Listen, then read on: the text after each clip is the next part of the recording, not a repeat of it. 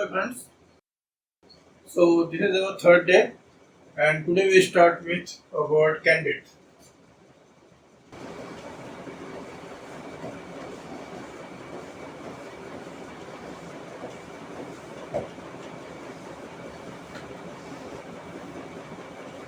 Candid means truthful.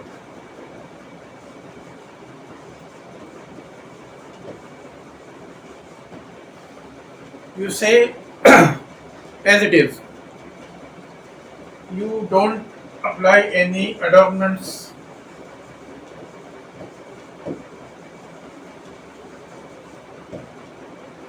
and you don't care whether anybody's feelings get hurt. Very close to blunt.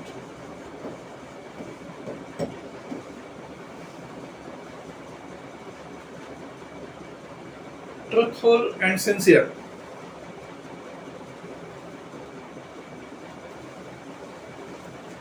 The difference between blunt and candid is that you can be candid about yourself also. Blunt is generally used when you want to be, you don't want to care about the feelings of others. You can say something very unpleasant about somebody, but when you you are going to say something unpleasant about yourself, you will say that you are being candid. Natural.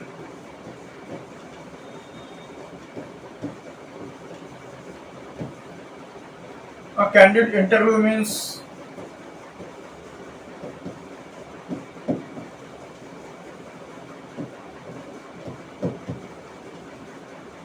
where you answer the questions very truthfully and very sincerely and without adjusting it to cater to somebody's feelings. Then it's a candid interview. Similarly, a candid photograph,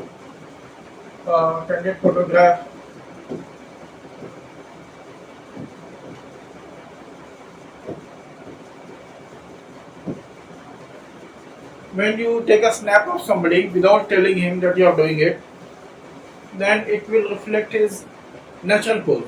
You are not asking him to pose, you are not asking her to pose. In that case, this will be a candid photograph. When you pose, the photograph will naturally come, I mean, not very truthful. You'd like to, uh, the photograph to express certain characteristics of yours, certain personality of yours, and it will be far from natural. So people nowadays generally they prefer candid photograph. Then in other things, for example, a candid confession from a politician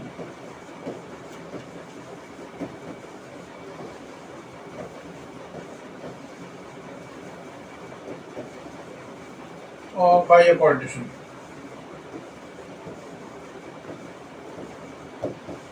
which will be a rare thing. But if it's candid means you can be sure that it's truthful. It is giving you the true picture of the things.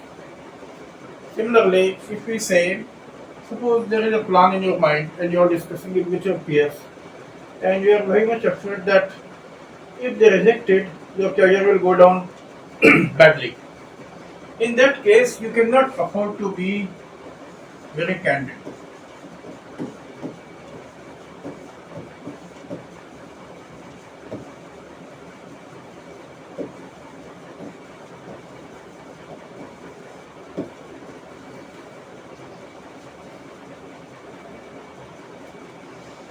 The other words that are used with candid is somebody may be brutally candid.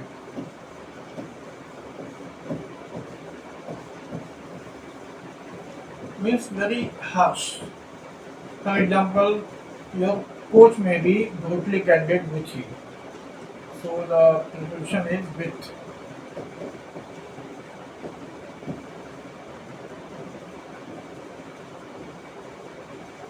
Your coach may be brutally candid when he is telling you the silly mistakes that you have made in a match.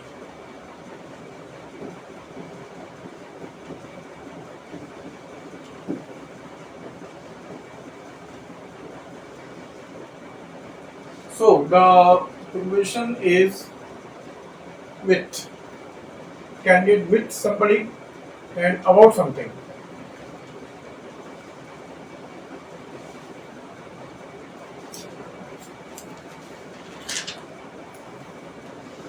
So in a candid interview, there will be no rehearsals because if you have actually gone through rehearsals, it cannot be candid.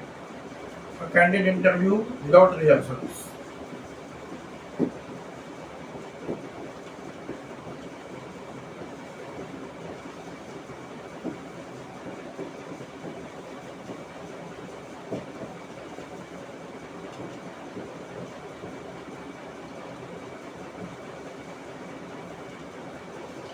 So I think that will be enough for candid thing.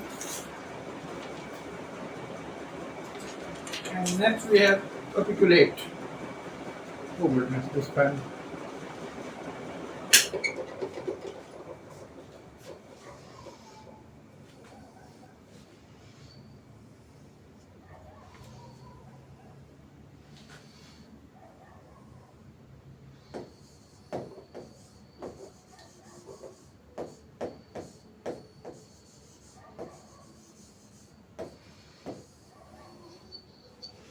Capitulate means simply surrender.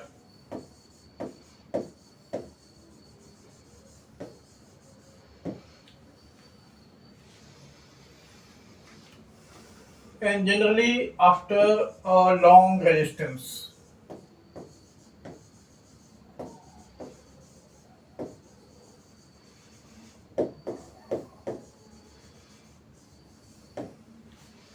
So in the in the olden times when the armies are at war with each other, and suppose one has surrounded another in a fort, then the other party will capitulate when the supplies run out.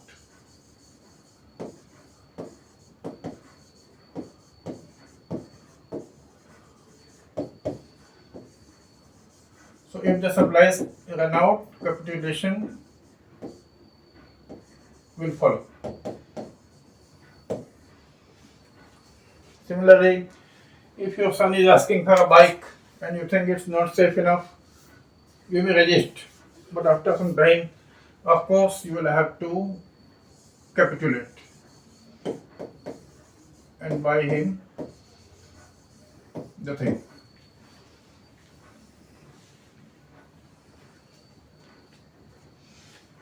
However, if you are very stubborn,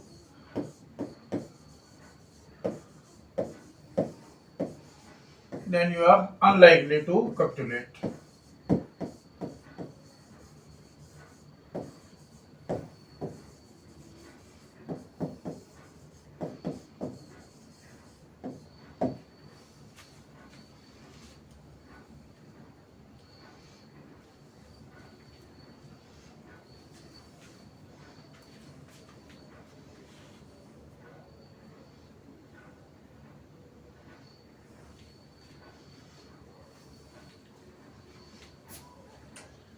Basically, cease to resist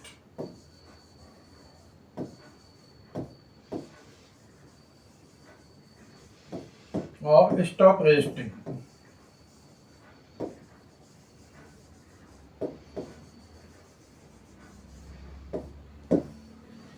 That is capitulation.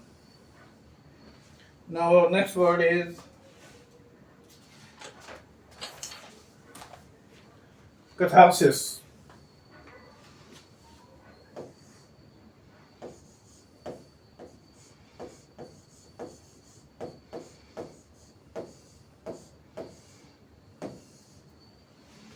Catharsis means cleansing.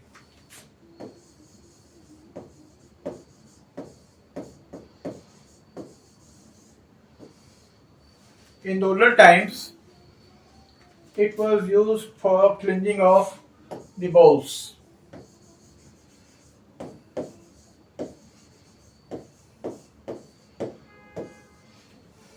But nowadays, it's used for cleansing of emotions.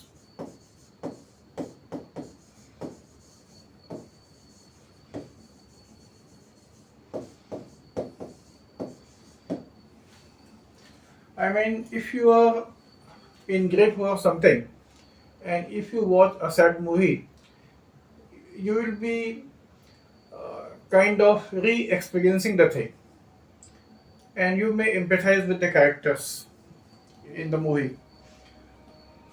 That re-experiencing may kind of, it can be catharsis, a cathartic experience, in the sense that when the movie is over, you may feel a little light. I mean, it may be more bearable for you. I mean, you can bear the pain a little more easily. That is catharsis. So, catharsis through arts. You can also paint or sing or watch movies like we just discussed. These all could be sources of catharsis. Far from the cleansing of the bowels, it is the cleansing of your emotions.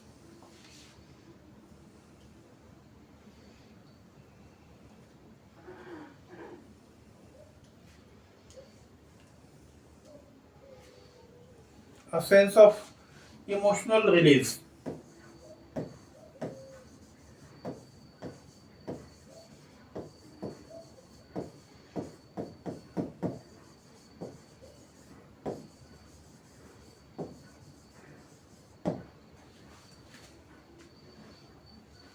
A rather difficult word, and you will have to carefully don't forget. Then you have caustic.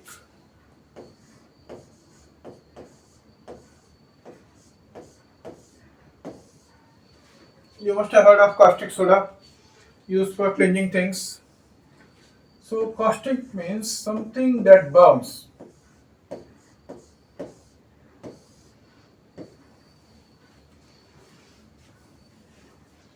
The clean, the cleaning comes about because of a chemical reaction. You know that caustic soda.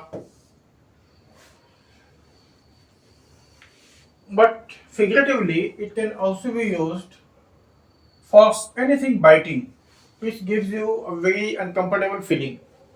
For example, a caustic remark.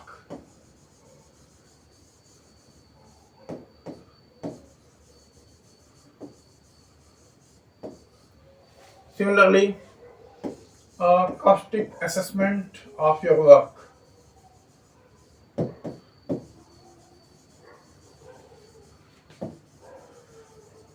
That means very critical, very biting, and rather hurtful to you.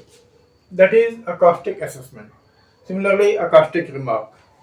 And here also, the coach may be caustic in pointing out your faults.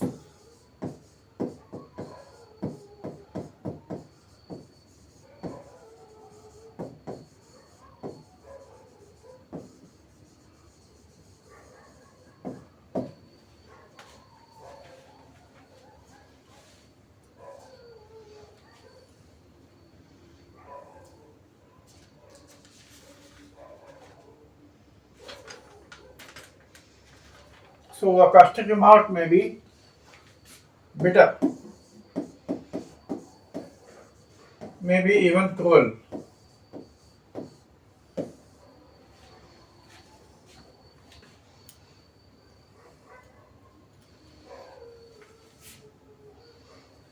This is the most common use of caustic, a caustic remark. There may also be somebody with a caustic wit.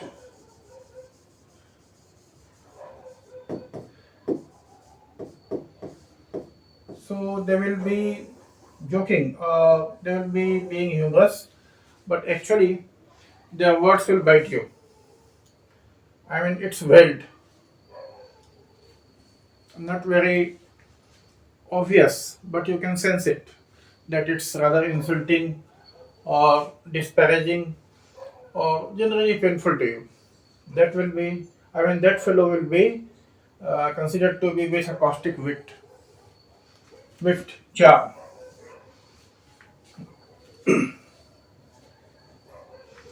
Then you have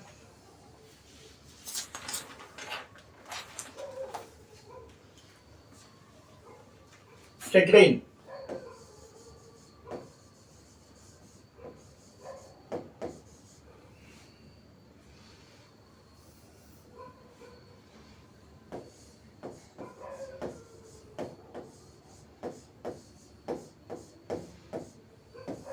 Chagrin is generally used in this type of expression. To my great chagrin.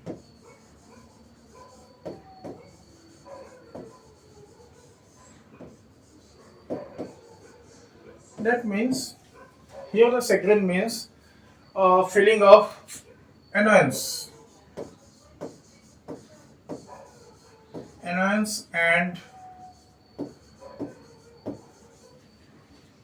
disappointment.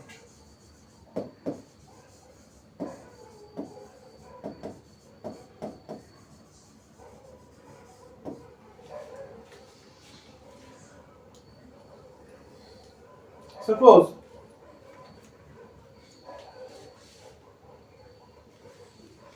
suppose you are involved in a teamwork and you have contributed very significantly to the success of the project, and when it comes to rewarding for the project, you are left out. So in that case, you could say, and when you are describing your state of mind to somebody, say to your friend, you would say, "To my great chagrin, I was left out." So this is the standard format in which it is used, or to his great chagrin, or to his chagrin simply. You may feel also vexed.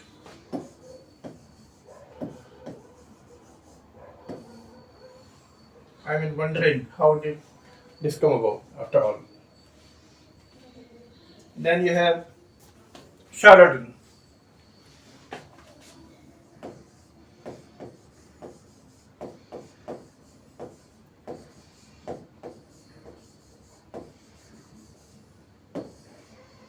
Charlatan simply means quack. That is,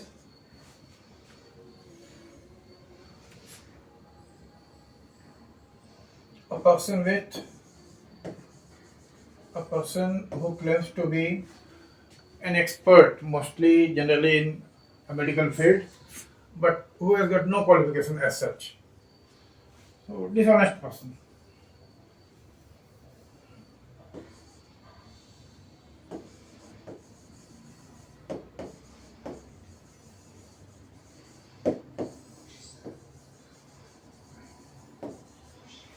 So anyone who tells you that they can stop your hair fall, they must be a sultan. So internet is full of sultans.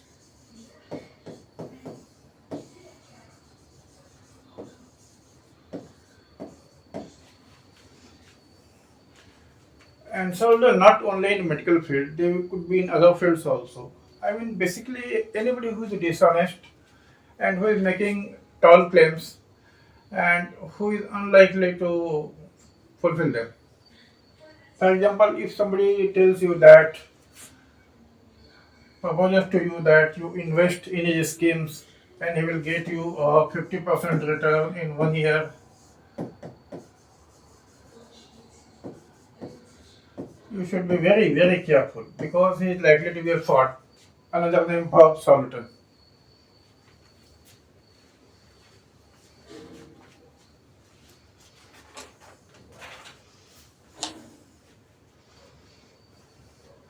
Then you have chastise.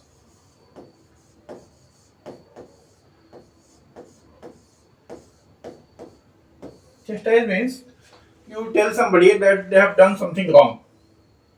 It's called rebuke.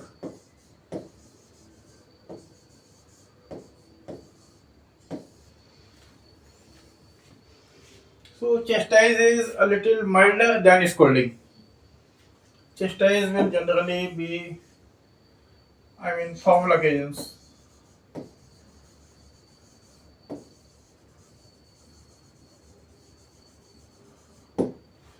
For example, your principal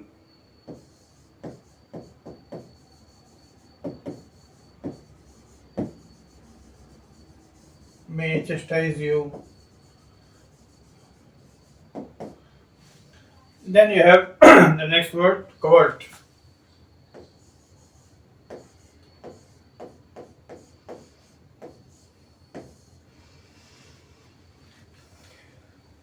Covert means hidden or secretive.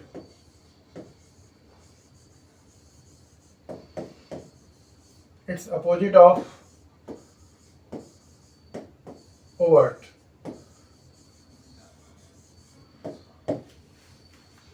And you will find combinations like covert operations,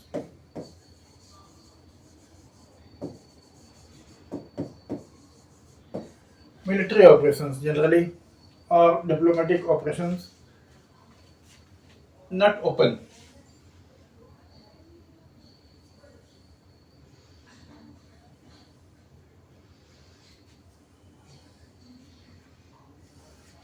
There may be a covert agent, spy. Similarly, there could be covert investigations so that only a few people are aware of that thing. And you may also throw a covert glance towards somebody.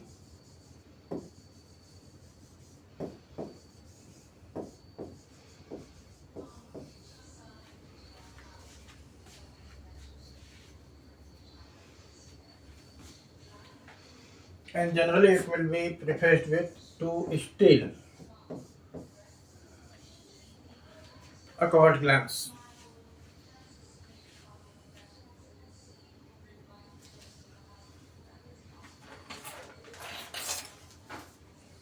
Then you have cerebral.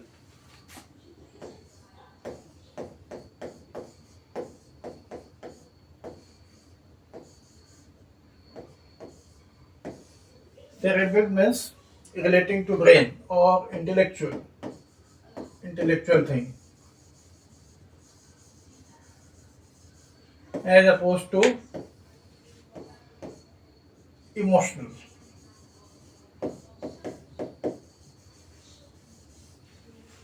You may describe somebody as a cerebral type if he is emotionless or if they are emotionless, and generally they go by facts, hard facts, and reasoning. Means basically they use their brains, not their heart.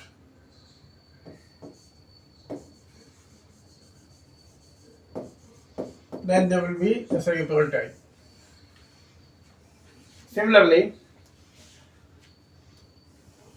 a movie could be cerebral, a cerebral movie, means which provokes you to think about many things, nothing emotional.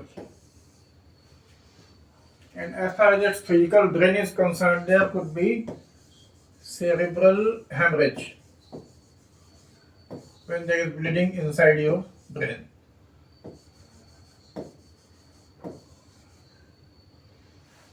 Single M.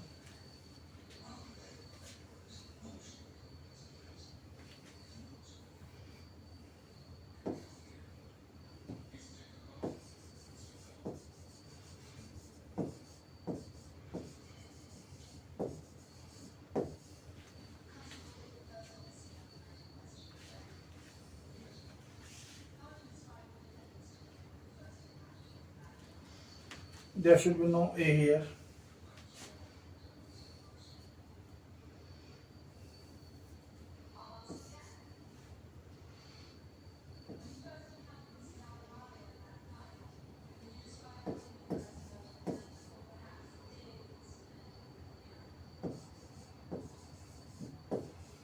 Do it out. Okay.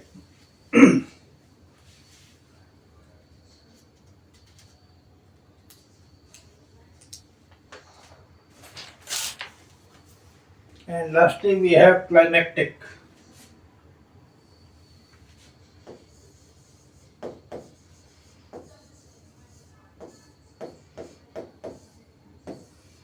Climactic is related to climax.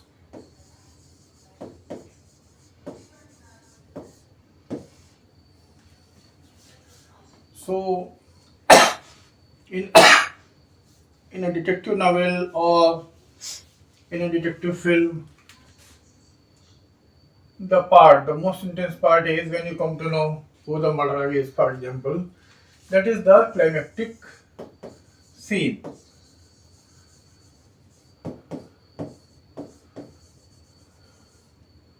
Let's see. That is the most intense and important part,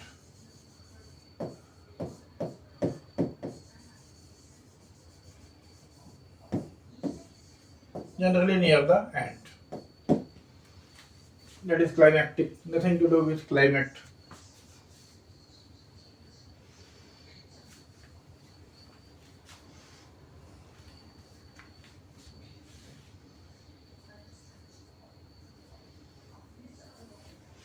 So,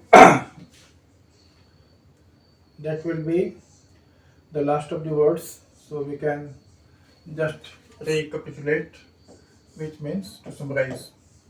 Nothing to do with capitulation, which we have just read. So, we start with capitulate.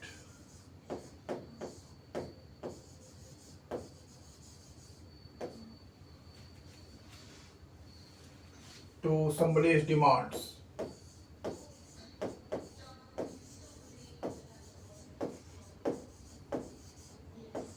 Surrender.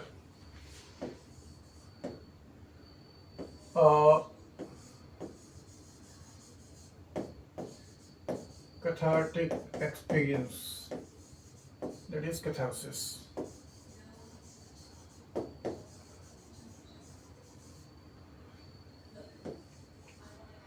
Then you have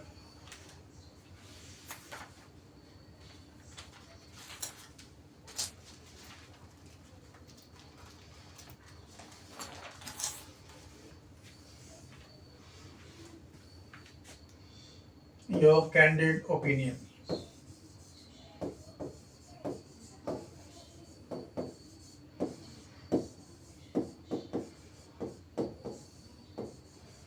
Means truthful, unbiased, without any adornments. Then you have a caustic remark.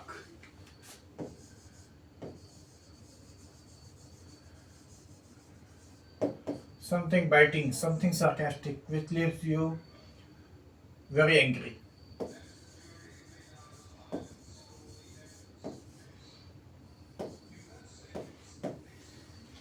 Then you have chagrin. To my great chagrin, something bad happened. Means you are cheated out of something.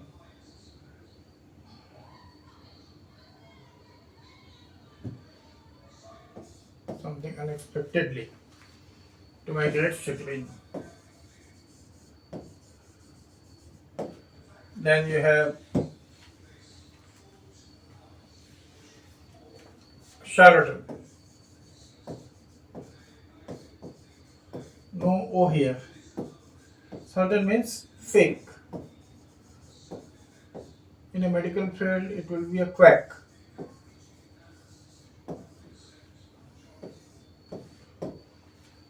Then you have cerebral.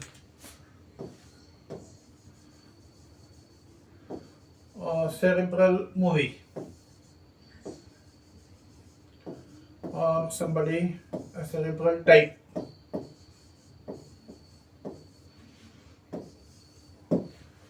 Then you have climactic, relating to climax.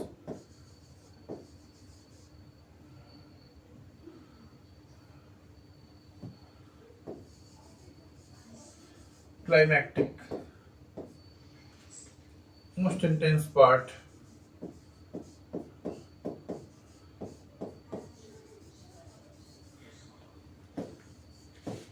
Then you have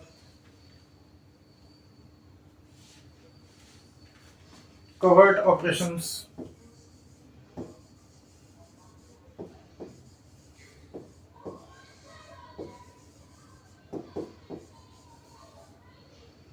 One more, which is chastise somebody.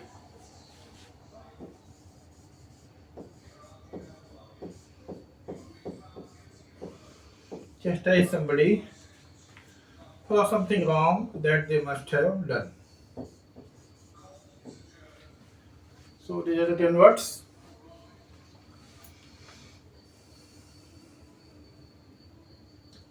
Okay, friends. One thing I wanted to tell you is that you can take up a dictionary or you can take up a list in a book somewhere and you can read it.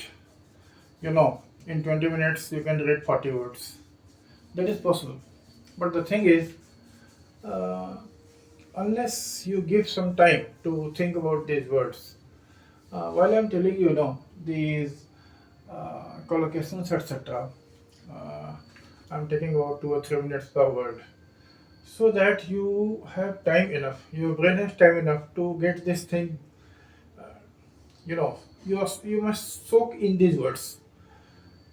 Unless you spend some time with these words, they are likely to leave you very soon, and it might be frustrating. So you have to be a little patient. 10 words per day and 20 or 30 minutes is not a bad thing, in my opinion. And when you have learned them, you could consult the dictionaries also. For example, some word especially appeals to you. For example, shuttering. You can look it up in the dictionary in your mobile. Get yourself interested in these words. Make them your own, as they say.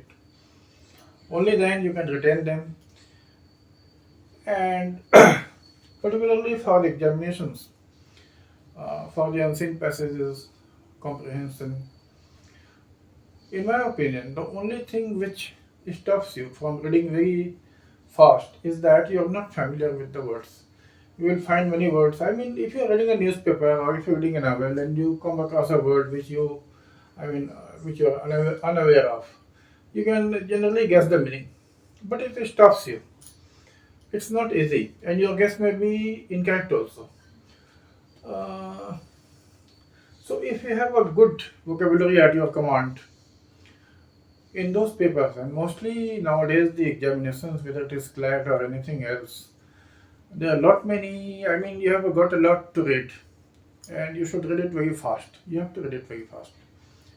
For that, you must have a good vocabulary, and you must be patient with learning these words. Okay, then.